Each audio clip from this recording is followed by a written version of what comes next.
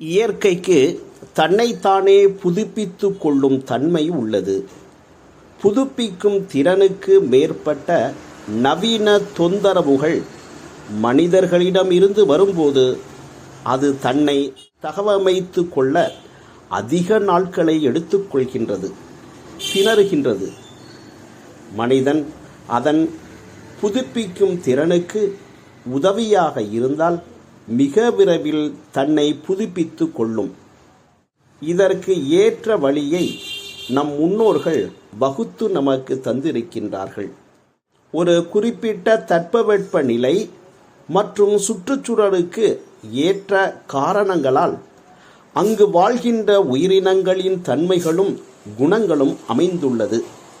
எடுத்துக்காட்டாக, தண்ணீரில் வாழ்கின்ற பாம்புகளை விட பாலைவனத்தில் வாழ்கின்ற பாம்பின் விஷத்தன்மையும் வீரியமும் அதிகமாக இருக்கும். ஒரு பகுதியில் சுற்றுச்சூழ்நிலைக்கு ஏற்ப அங்கு நோய்கள் ஏற்படுகின்றன. சூழ்நிலைக்கு ஏற்றாற்போல் இயற்கை தன்னை வடிவமைத்து அந்த நோய்களை குணப்படுத்தும் தாவரங்களை வளரச் செய்கின்றது.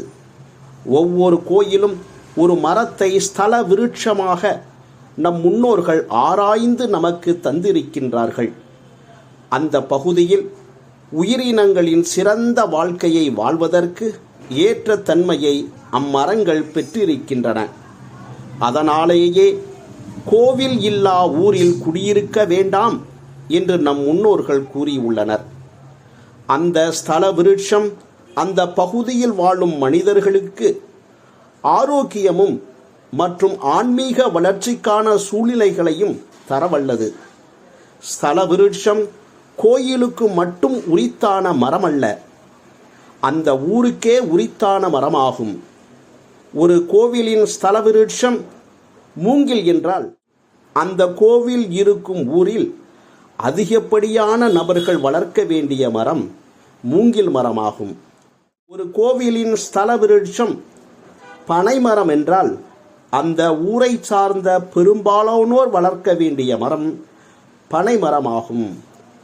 மரம் வளர்ப்போம், ஆன்மீக வளர்ச்சி பெறுவோம்.